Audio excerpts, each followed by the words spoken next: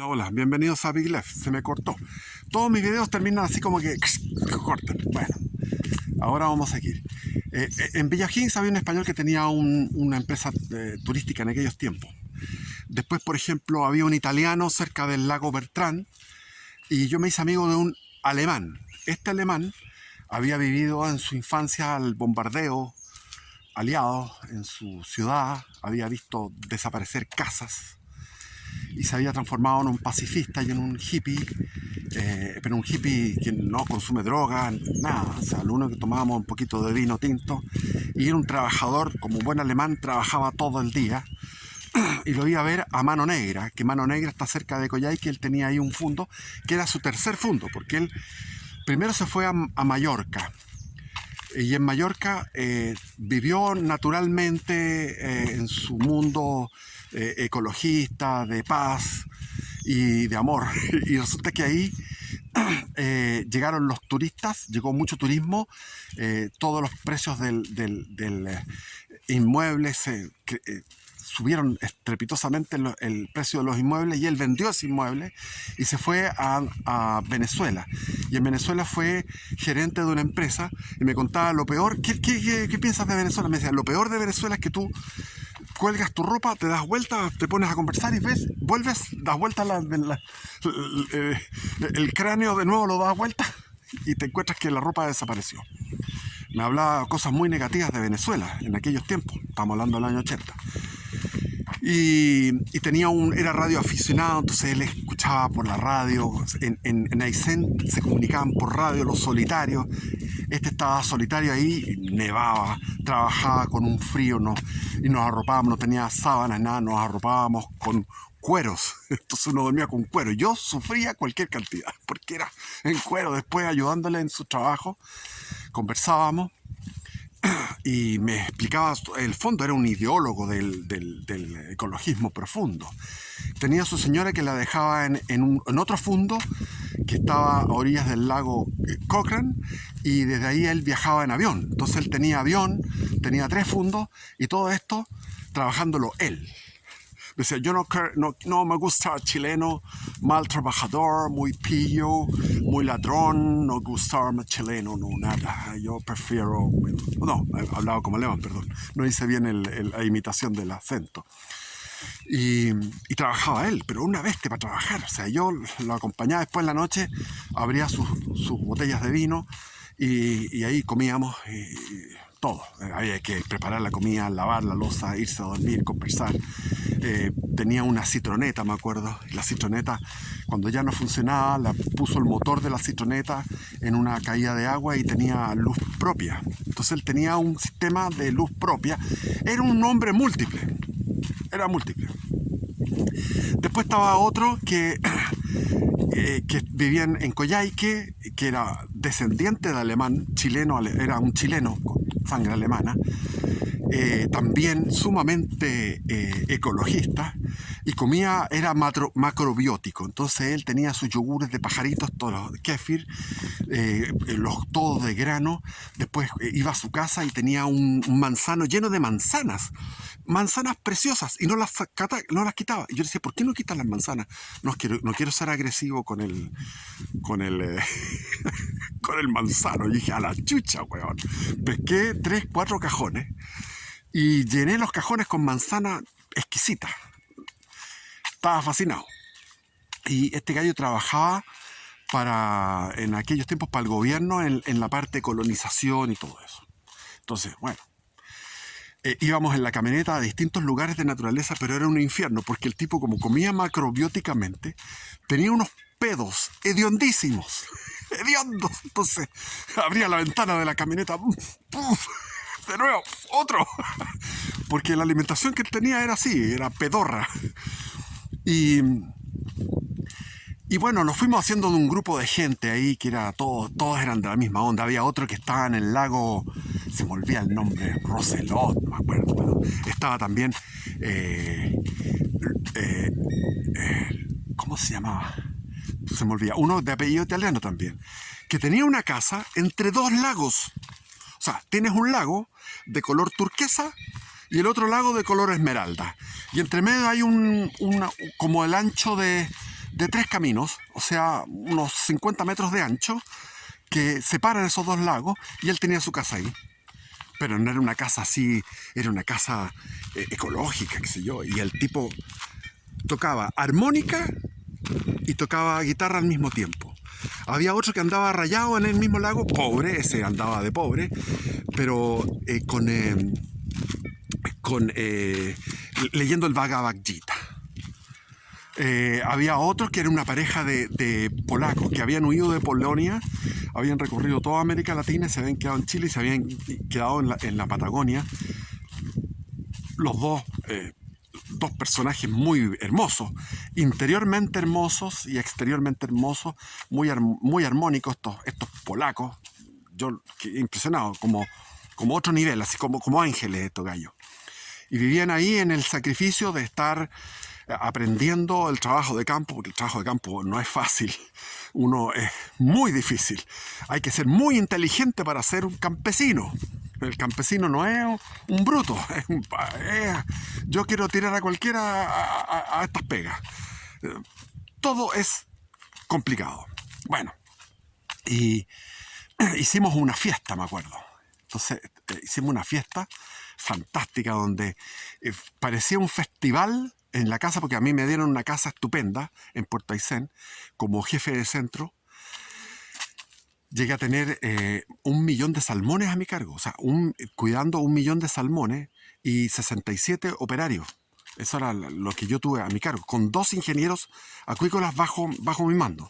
Entonces me dieron una casa estupenda y ahí hice esta fiesta, donde llegaba el de la armónica con la guitarra, tocaba. Después había otra que era hija de Fernando Rosas, la hija de Fernando Rosas, que tocaba un violonchelo. Cada uno cantaba, cada uno hacía su gracia. Compramos un mero. Un mero es un pescado gigante, lo pusimos al asado, un mero asado. O sea, eran realmente unas fiestas extraordinarias, realmente bellas, buenas fiestas. Y todo este tipo de gente, este cosmopolita que era en aquellos tiempos, estoy hablando de los años 80, finales de los 80, comienzo de los 90, en Puerto Aysén, estaban los españoles de Pescachile, llegaban barcos extranjeros, había un lupanar que funcionaba muy bien, porque tenía gente, los marinos. Entonces Puerto Aysén era un pueblo de 15.000 habitantes, que tenía una vida social, una vida cosmopolita, extraordinaria. Los mismos ayseninos, voy a darme vuelta porque el viento aquí está fuerte. Los mismos ayseninos me acuerdo que yo había dejado de escuchar a King Crimson en España, porque cuando estaba en España tenía un cuñado, yo me casé en España, tenía un cuñado que tenía discos de vinilo, cientos de discos de vinilo, y tuvo un problema económico este cuñado en Asturias, en Luarca, España, en Asturias, y vendió los discos de vinilo. Y de repente yo digo, ¿y por qué dejaste esto? Eran 8 discos de vinilo que había dejado. ¿Y por qué dejaste esto? No, es que no los podía vender. ¿Y qué son? King Crimson. Dije, bueno, esto sí, este gallo no lo pudo vender, vamos a escuchar. Y me hice fanático de King Crimson, fanático. Entonces había estado en esa época no existía YouTube y todo eso, donde uno tiene a mano todo, no. Entonces me encontré con un venido a menos, que era terrible de resentido el pobrecito, que el tipo, la familia era muy decente y todo, pero se habían venido a menos con la crisis del 82. Bastante a menos. Entonces yo tuve la suerte que me había ido bien. Y después el tipo le venía tal violencia de que a mí me iba bien económicamente, que le venía un ataque de violencia tremendo. Yo lo veía como pobrecito. Y le gustaban los pitos, a mí también me gustaba la marihuana, así que nos juntábamos y de repente me dice, mira lo que tengo. Y tenía los long play de King Crimson, así que yo dije, oh, Dios mío, voy a escuchar de nuevo a King Crimson, desde España, que no lo escuchaba, o sea, 3, 4 años que no había escuchado King Crimson. Fantástico. Y de ahí estaba funcionando lo que era, en los cassettes de 90 minutos, uno podía piratear cassettes que ya venían pirateados, de discos de vinilo de rockeros. Entonces ellos tenían una colección Había otro que era un abogado. Llegué con ese dato por un amigo comunista, es un abogado comunista.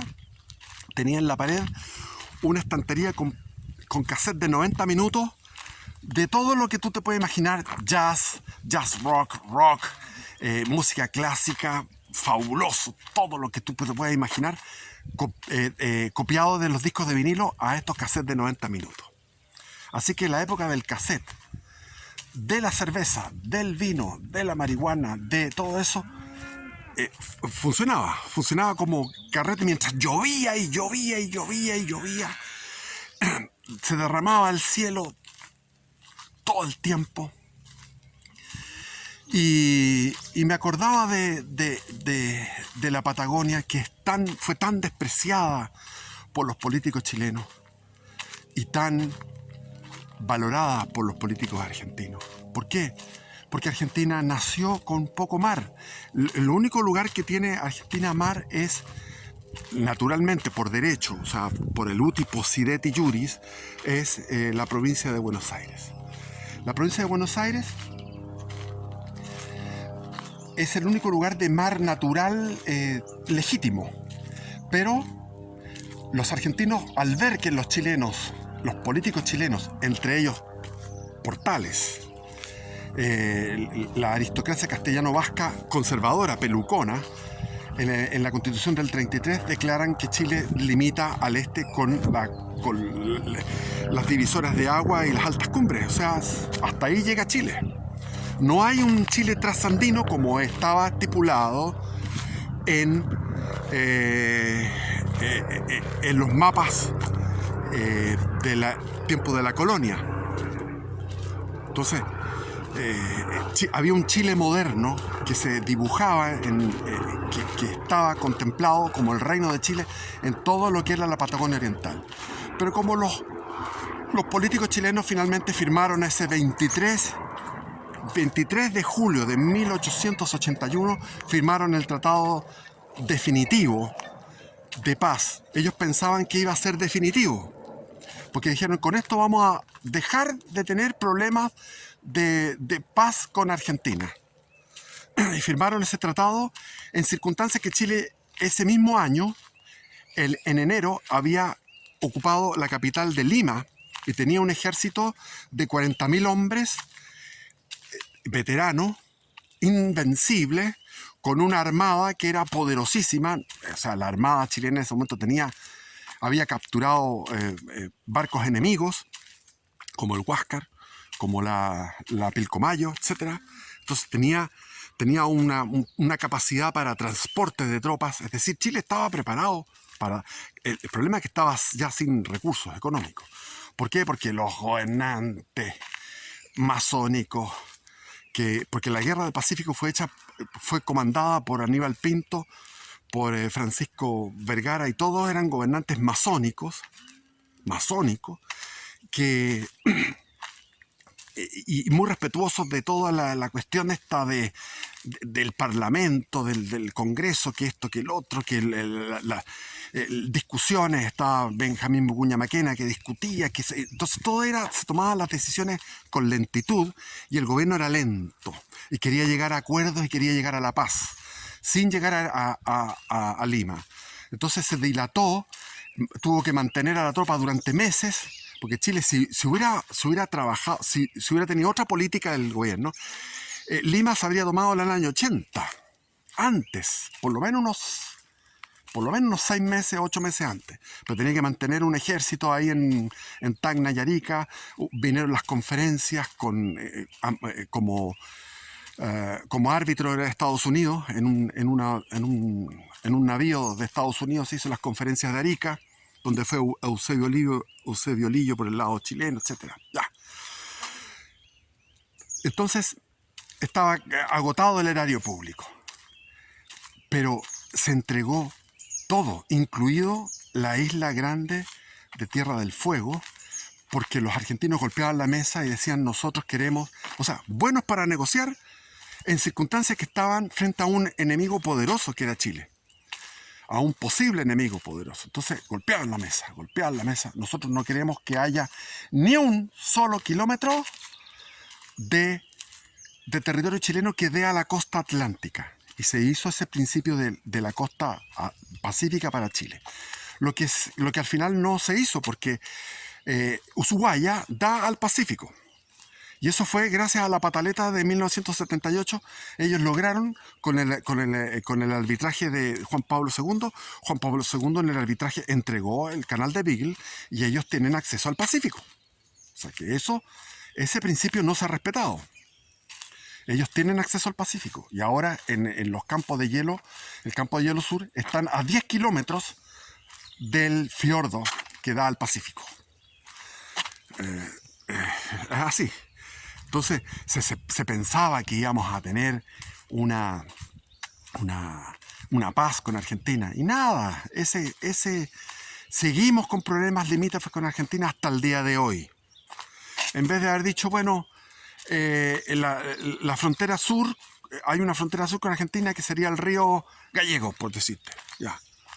O Santa Cruz, porque hasta ahí teníamos presencia, Santa Cruz.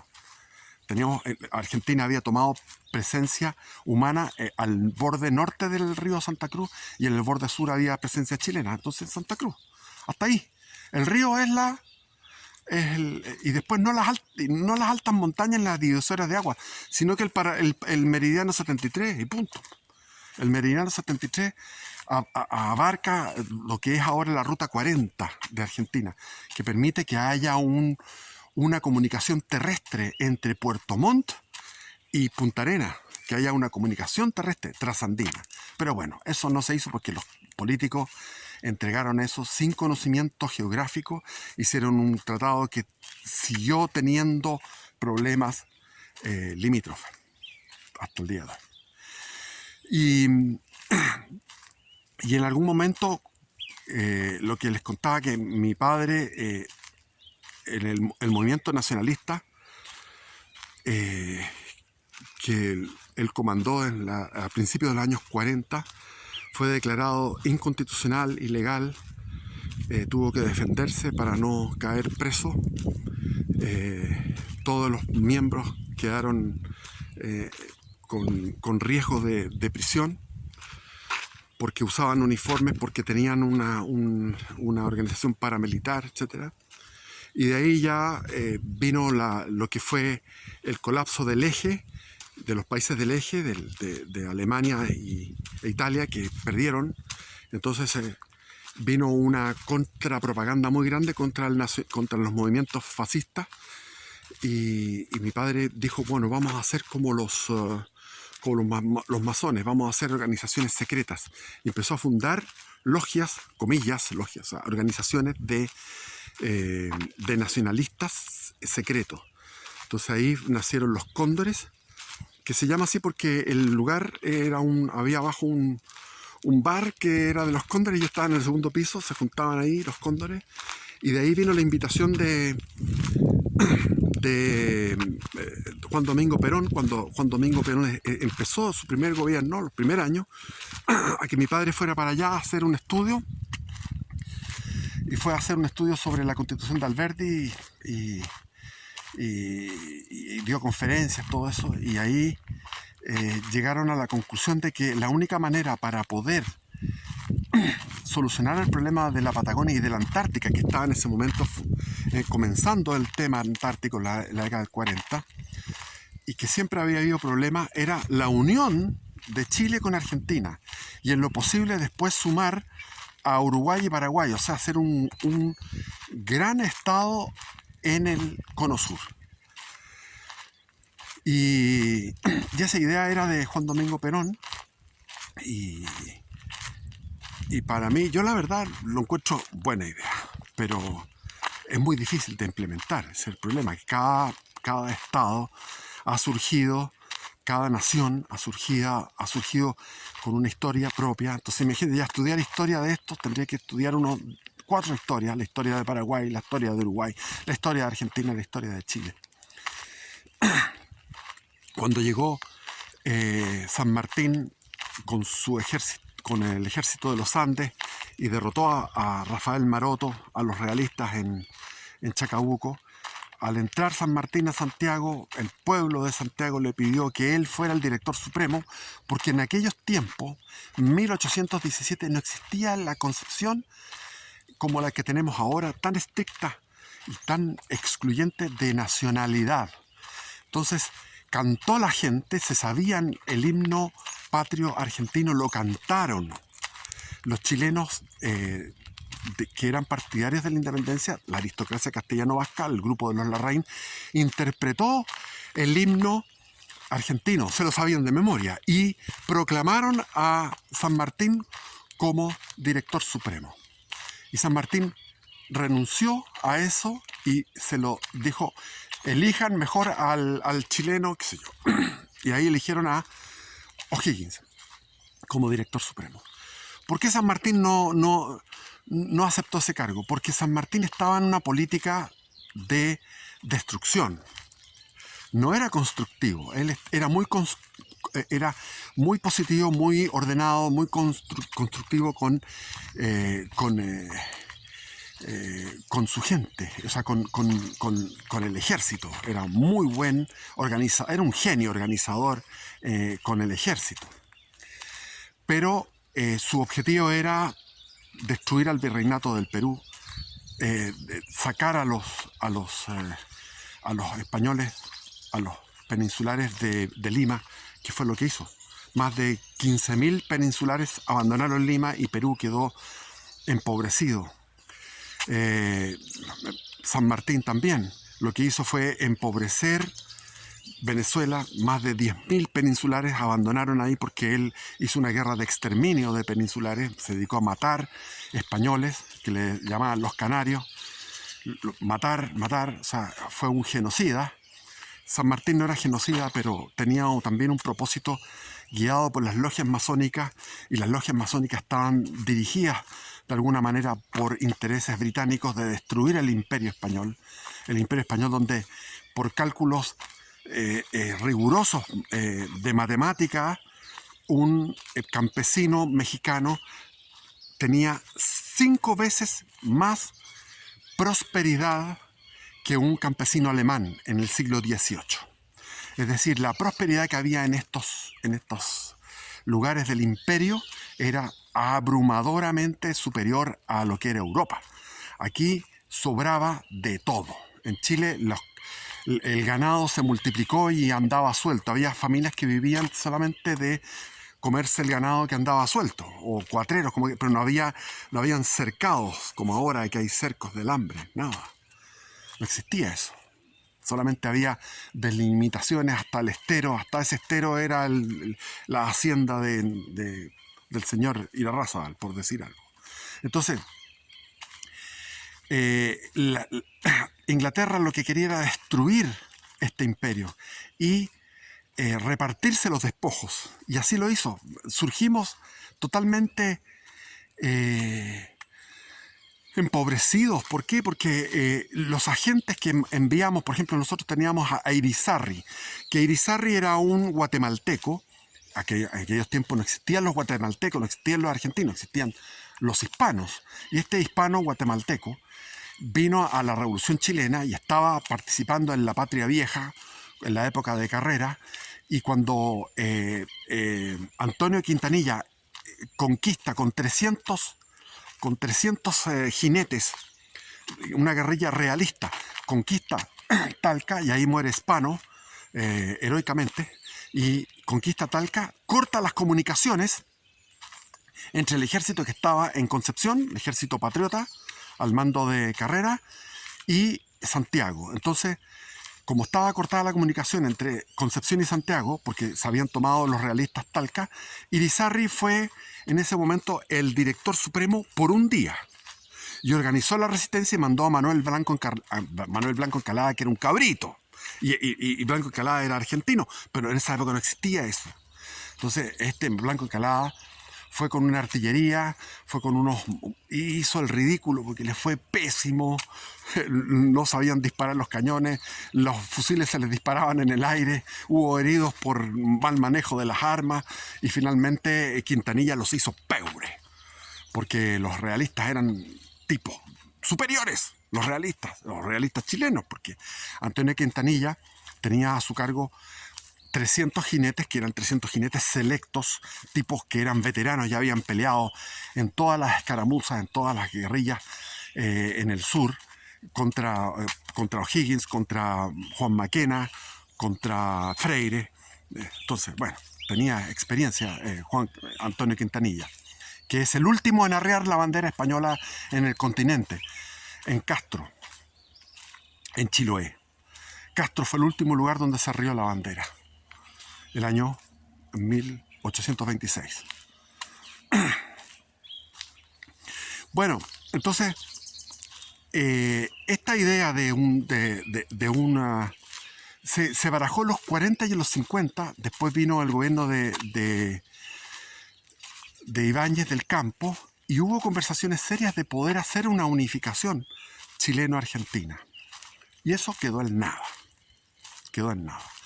Pero a mí, en mi fantasía, yo encuentro que Chile, Argentina, Uruguay y Paraguay son 4 países que tienen varias cosas en común, que no sé por qué tendremos que estar tan divididos en 4, y si estuviéramos unidos sería una tremenda potencia, con un estado federal, obviamente. En Chile, por ejemplo, tenemos 7 estados. Tendríamos el norte grande, el norte chico, después viene la zona de Valparaíso y Santiago, que es una sola zona.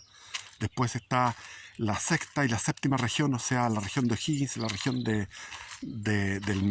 Maule, una sola región, junto con Ñuble, sería una sola región, un solo estado. Después vendría Biobío con la Araucanía, otro estado. Después vendría el estado, los lagos con Aysén, etc.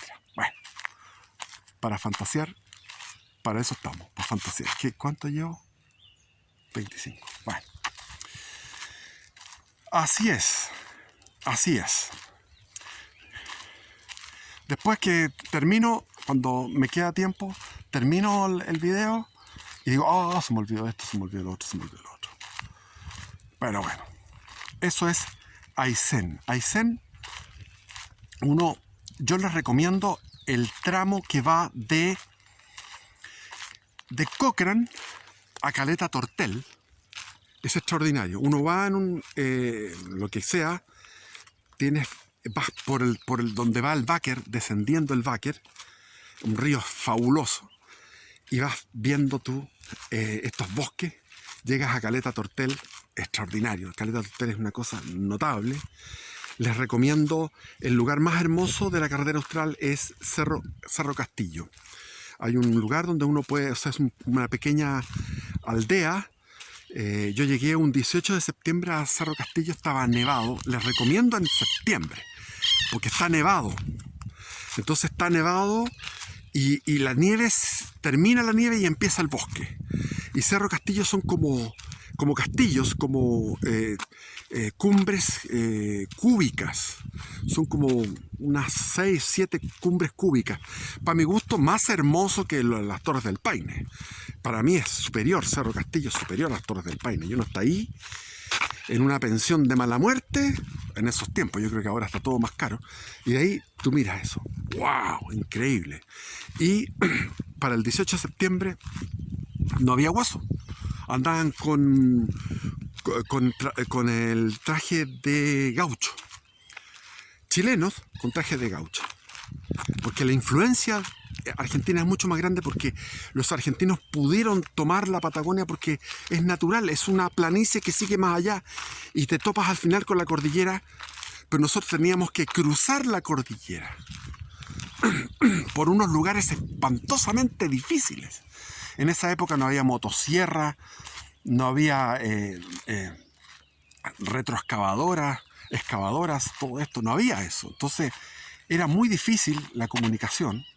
Y nosotros tuvimos la desgracia de tener un pueblo guerrero terrible, que eran los araucanos, que fue un tapón. O sea, Chile llegaba hasta el Biobío durante 300 años, 330 años para ser exacto, 333. 333 años en que Chile tenía ese tapón, que era el pueblo araucano, que no había cómo cruzar más allá del Mayeco y Arauco. O sea, en la misma línea Ho Chi Minh que está ahora. Son los mismos. Son los mismos porque uno va al lado del Tolten, son más calmados. Entonces, el araucano estaba desde el Itata hasta el Tolten. Del Itata al Biobío fue colonizado y fue derrotado por la primera conquista española, el siglo XVII. Se consolidó en el siglo XVII. A mediados del siglo XVII se había consolidado esa línea. Pero para el sur del Biobío no fue posible. Sin embargo, en la zona del Tolten son araucanos más pacíficos. Entonces tenemos esas tribus indómitas, que es la línea Ho Chi Minh actualmente, que empieza donde está la isla Mocha, Tirúa, Lumaco, qué sé yo, se me olvidan los nombres. Bueno, Traiguén, Coyipulli, Victoria, toda esa zona. Es una zona. Y eso fue para nosotros un desastre, porque si no hubiéramos tenido ese problema, habríamos podido colonizar tranquilamente el sur y haber pasado naturalmente, ya en tiempos de la colonia, haber cruzado naturalmente hacia la zona trasandina de lo que es Bariloche, los Siete Lagos, San Martín de los Andes. Todo eso fue poblado por alemanes. El Bariloche fue fundado por un alemán que venía de la colonización chilena y Bariloche se comunicaba con Puerto Montt, porque lo natural de Bariloche era a través de los lagos, a través de las embarcaciones navieras lacustres, llegar al lago de Todos los Santos, o sea, la comunicación entre el lago de Todos los Santos y el lago Nahuel Huapi, y de ahí un camino que va por ahora donde es Puerto Varas, existía Puerto Varas ya, y comunicarse con Puerto Montt. Entonces todo eso era una sola zona. Pero cuando se hizo ese tratado, finalmente los argentinos trataron por todos medios de forzar, a través de ese voluntarismo que tienen, que a veces les resulta a los políticos argentinos, que son voluntaristas, de forzar la separación entre Bariloche y Puerto Montt, forzarla, poniendo trabas, y así lo hicieron. Entonces, lo que era un comercio natural y una vida natural, se perdió ahí. Y ya se me está yendo el tiempo, he hablado de hartas cabezas de pescado, y de eso se trata, de distraernos con cosas distintas. Y hay unos libros que hablan de la historia de la Patagonia exquisitos, o sea, argentinos. Cómo los argentinos fueron poblando con extranjeros, no eran argentinos, eran extranjeros los que fueron. Los extranjeros, ellos mandaron ingleses, franceses a la zona del río Santa Cruz. Francés, todos los que vivieron unas cosas novelescas exquisitas. Algún día los voy a pasar por un video, todo eso, esas historias de la Patagonia. Y está Francisco Coloane, el grande. Francisco Coloane, viva Cristo Rey, se me va.